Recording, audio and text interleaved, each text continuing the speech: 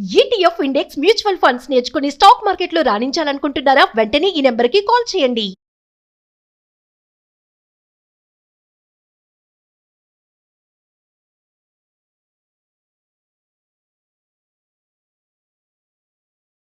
నమస్తే, welcome back to Suman TV. Present మనతో పాటు ఉన్నారు stock market analyst Sundar Rama Reddy గారు. నమస్తే సార్. నమస్తే. సార్, స్టాక్ మార్కెట్లో ఇన్వెస్ట్మెంట్ పెట్టాలంటే డీమ్యాట్ అకౌంట్ ఓపెన్ చేస్తారు. ఒకసారి మా వ్యూవర్స్కి ఈరోజు అసలు డీమ్యాట్ అకౌంట్ని ఎలా యూజ్ చేయాలి కంపేర్ టు ఇంకా ట్రేడింగ్ అకౌంట్ గురించి కూడా మాట్లాడుకుంటే సార్. రైట్. మీరు స్టాక్ మార్కెట్లో ఏదైనా ఇన్వెస్ట్మెంట్ చేసుకోవాలంటే మీకు ఫస్ట్ ట్రేడింగ్ అకౌంట్ ఉండాలి, తర్వాత డీమ్యాట్ అకౌంట్ ఉండాలి. రెండు డిఫరెంట్ అనమాట. ట్రేడింగ్ అకౌంట్ అంటే మనం ఎక్స్చేంజ్లోకి ఎంటర్ అయ్యి బై సెల్ నొక్కడానికి కావాల్సిన లైసెన్స్ని మనం ట్రేడింగ్ అకౌంట్ అనుకోవచ్చు. డీమ్యాట్ అకౌంట్ అంటే లాకర్ అనమాట. మనం కొన్నటిని స్టోర్ చేద్దాం అనుకుంటే ఎలక్ట్రికల్ డిజిటల్ ఫార్మాట్లో ఉంటాయి కాబట్టి స్టోర్ చేయడానికి ఒక ప్లేస్ అనమాట. ఈ రెండింటిని మనం ట్రేడింగ్ అండ్ డీమ్యాట్ అకౌంట్ ఉంటాం. లుక్ లైక్ ఇప్పుడు బ్యాంక్ అకౌంట్ ఉందనుకో, మనకి మనం ట్రాన్సాక్షన్ చేసుకుంటూ పోవచ్చు, మనీ ఎటువంటి ఇట్లాంటివి చేస్తుంటాం. అది ఈక్వలెంట్ అది ట్రేడింగ్ అకౌంట్. రెండోది, నా దగ్గర ఏదైనా గోల్డ్ వస్తువులు ఉన్నాయనుకోండి, లాకర్లో పెట్టాలి కదా, బట్ లాకర్ అకౌంట్ నీకు లేదు కదా. ట్రేడింగ్ అకౌంట్ ఉంటే లాకర్ అకౌంట్ కూడా ఉండాలి కదా. అందుకని బ్యాంక్ అకౌంట్ వేరు, బ్యాంక్ లాకర్ అకౌంట్ వేరు. అలాగే డీమ్యాట్ అకౌంట్ వేరు, ట్రేడింగ్ అకౌంట్ వేరు. డీమ్యాట్ అకౌంట్ ఏంటంటే మీరు కనుక మీ స్టాక్స్ కానీ బాండ్స్ కానీ మ్యూచువల్ ఫండ్స్ కానీ స్టోర్ చేసుకునే ఒక ప్లేస్ అనమాట. అది ఆ లైసెన్స్ వేరు. యూజువల్గా ఇండియాలో ఏంటంటే ప్రతి బ్రోకర్ కూడా బై డిఫాల్ట్ రెండు ఓపెన్ చేస్తారు. అందుకని మనకు ఆ తేడా తెలియదు. అందుకని ట్రేడింగ్ అకౌంట్, డీమ్యాట్ అకౌంట్ రెండు అనమాట. డీమ్యాట్ అకౌంట్లో మనకు కొన్నవన్నీ స్టోర్ అవుతాయి, డిజిటల్ ఫార్మాట్లో స్టోర్ అవుతూ ఉంటాయి. అండ్ ట్రేడింగ్ అకౌంట్లోనేమో మనం ఏదైనా కావాలంటే బైసాల్ చేసుకోవడానికి పనికి వస్తుంది అనమాట ఈ రెండు. సో వీటిని ఎలా వాడుకోవాలి అనుకుంటే, మీరు ఒకసారి బ్రోకర్ దగ్గర ఒక అకౌంట్ ఓపెన్ చేస్తే బై డిఫాల్ట్ మీకు ట్రేడింగ్ అకౌంట్, డీమ్యాట్ అకౌంట్ రెండు ఓపెన్ చేస్తారు.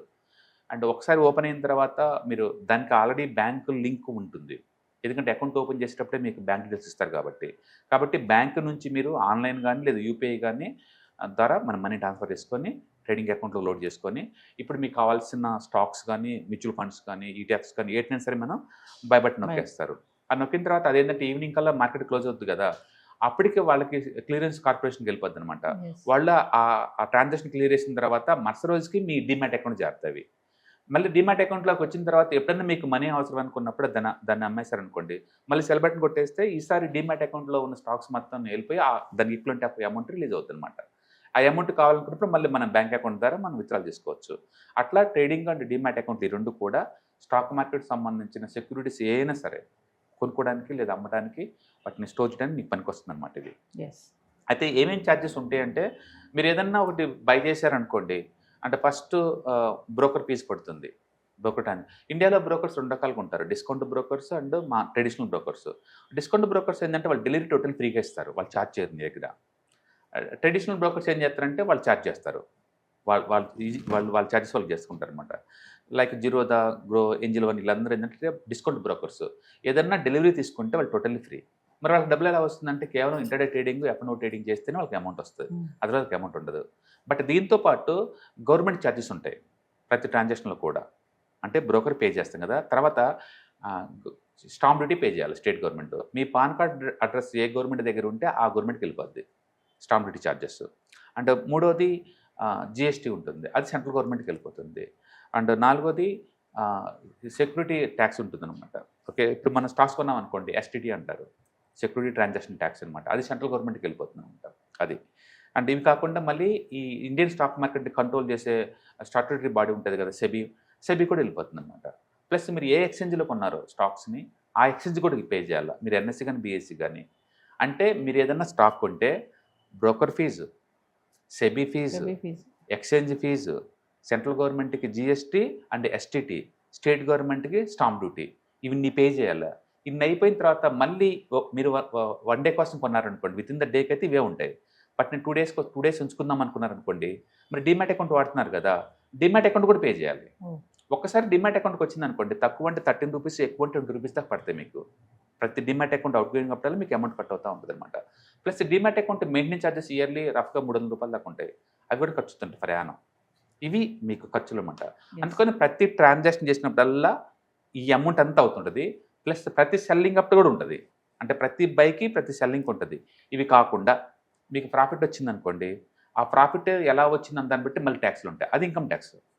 ఇవేమో ట్రాన్సాక్షన్ ఫీజులు, ఇవన్నీ మనం మాట్లాడుకుంది. ఇన్కమ్ ట్యాక్స్ ఏంటంటే ప్రయాణం వచ్చేసరికల్లా విత్ ఇన్ ద డేలో చేసుకుంటేనేమో మీ ఇండివిజువల్ ట్యాక్స్ ల్యాబ్ ఎంత ఉందో అంత కట్ అవుతుంటుంది. అండ్ మోర్ డెలివరీ తీసుకున్నాను డెలివరీ 20%, దాన్ని మన short term capital gain tax అంటారు, 20% కట్ అవుతుంది. మోర్ దెన్ 1 year తర్వాత మీరు అమ్మారనుకోండి, ఫస్ట్ వచ్చే 1,25,000 ట్యాక్స్లు ఉండదు, తర్వాత వచ్చే డబ్బుకి 12.5% ట్యాక్స్లు ఉంటాయి. అట్లా 3 రకాల ఇన్కమ్ ట్యాక్స్లు ఉంటాయి అనమాట. అందుకని ట్రాన్సాక్షన్ ఫీజులు వేరు, ఇన్కమ్ ట్యాక్స్ వేరు. ఈ ఇన్కమ్ ట్యాక్స్ అనేది ఇయర్లీ ఒకసే కడతారు. ట్రాన్సాక్షన్ ఫీజు ప్రతి ట్రాన్సాక్షన్ కట్టాల్సింది. ఈ డిమాట్ అకౌంట్లో టైప్స్ ఏమైనా ఉంటాయా సార్? నో, ఒకటే ఉంటుంది స్టాండర్డ్. అంటే దీనివల్ల బెనిఫిట్స్ ఏంటి అంటే, మీరు ఏదైనా డిజిటల్గా స్టోర్ చేసుకుందాం అనుకుంటే డిమాట్ మ్యాండేటరీ. ఎలాంటి సెక్యూరిటీ అయినా సరే, ఫర్ ఎగ్జాంపుల్ ఈటీఎఫ్స్ కొన్నాను, ఎక్కడ పోయి స్టోర్ అవుతాయి? కొనేటప్పుడేమో ట్రేడింగ్ అకౌంట్లో కొంటారు, బట్ ట్రేడింగ్ అకౌంట్లో ఇవి స్టోర్ అవ్వవు, డిమాట్ అకౌంట్లో అవుతాయి అనమాట. అందుకని డిమాట్ అకౌంట్లో ఉండాలి. అవి డిపాజిటరీ పార్టిసిపెంట్స్ వాళ్ళతో లింక్ ఉంటే అక్కడికి వెళ్ళిపోతాయి అనమాట.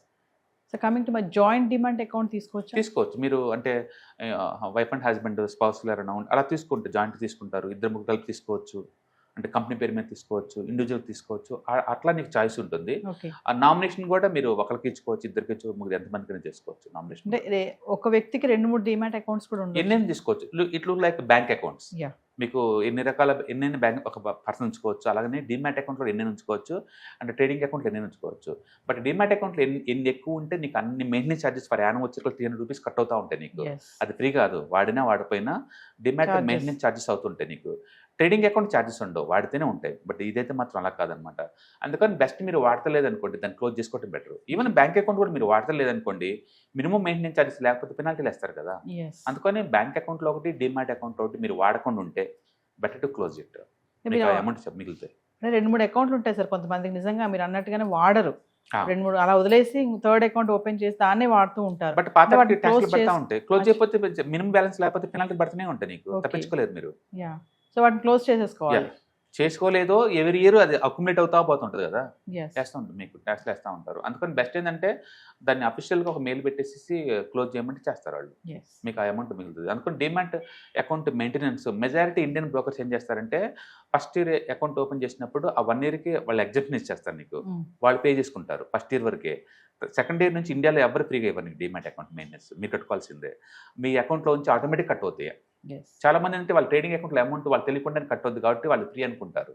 బట్ డిమాట్ అకౌంట్ ఫ్రీ ఎప్పుడూ ఉండదు, ఇయర్లీ మెయింటెనెన్స్ ఛార్జెస్ కట్టాల్సిందే. రెండోది, ప్రతి ట్రాన్సాక్షన్ ఇన్కమింగ్ ఫ్రీగానే ఉంటుంది డిమాట్ అకౌంట్లోకి, బట్ అవుట్ గోయింగ్ వెళ్ళేటప్పుడు మాత్రం తక్కువ అంటే 13, ఎక్కువ అంటే 20 రూపీస్ కట్ అవుతుంది. హాయ్, మీరు స్టాక్ మార్కెట్కి కొత్త, లేదా మీరు మార్కెట్లో ఉన్నా సరే మనీ మేక్ చేయడం టఫ్గా ఉందా? అంటే స్టాక్ మార్కెట్లో ఎన్ని సంవత్సరాలు ఉన్నా సరే ఇంకా బ్రేకింగ్ ఏం రావట్లేదా? లేదా మీరు పెద్ద మొత్తంలో స్టాక్ మార్కెట్లో మెయింటైన్ చేయాలనుకున్నారా? మీ పొజిషన్ ఏదైనా అయి ఉండొచ్చు. స్టాక్ మార్కెట్లో కనుక లాంగ్ టర్మ్లో మనీ మేక్ చేసుకోవాలనుకుంటే షార్టెస్ట్ పాసిబుల్ వే అంటే ETFs, index funds, mutual funds ద్వారా లిటిల్ బిట్ ఈజీగా ఉంటుందన్నమాట. కాబట్టి మీకు ఎవరికైనా ఇంట్రెస్ట్ ఉందంటే ETFs, index funds and mutual funds నేర్చుకోవడానికి ఇది బెస్ట్ పాసిబుల్ వే ఏంటంటే ETFs, index funds and mutual fund course.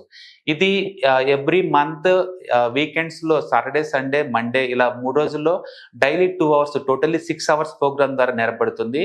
Interest ఉన్న పార్టిసిపెంట్స్ కింద స్క్రోల్ అవుతున్న నెంబర్స్ని కాల్ చేయడం ద్వారా లేదా రిజిస్ట్రేషన్ చేసుకోవడం ద్వారా మీ సీట్ని బుక్ చేసుకోవచ్చు.